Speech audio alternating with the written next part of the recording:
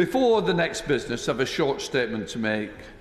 In media interviews last week, the Chancellor announced that she intended to introduce changes to the fiscal rules relating to the funding of day-to-day spending through tax receipts and to the measurement of the public debt.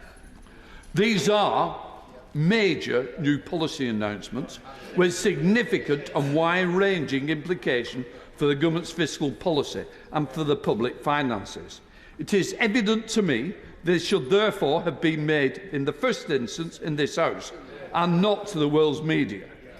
This principle is clearly, unambiguously set out in paragraph 9.1 of the Ministerial Code.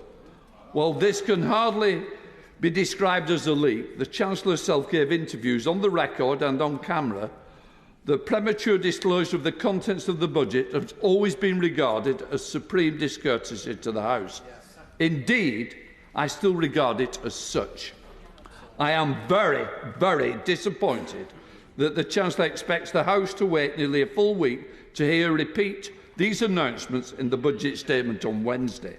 I've always defended, undoubted, the right of this House, including the opposition parties, backbenchers in all parts of the House, to be the first to hear major government policy announcements. Ministers should expect to face proper, sustained scrutiny when these announcements are made for the elected members of this House and not for the American news channels.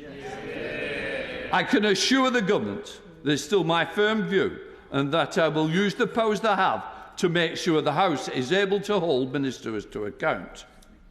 I'm glad there is a statement later on fiscal rules. Perhaps no coincidence. Honourable members may be wondering how they will get a seat on Wednesday. Well, to be quite honest, the way it's going, you won't need to. We'll have all heard it first in here. It's not acceptable. I don't want it to continue, and I want to treat this House with the respect it deserves. I'm not whether this side or that side. It is totally unacceptable to go around the world telling everybody rather than these members. They were elected by the constituents of this country, and they deserve to be treated better, whatever. And isn't it funny? When it was the previous party, it was the opposite side that was complaining to me. Get your acts together, all sides.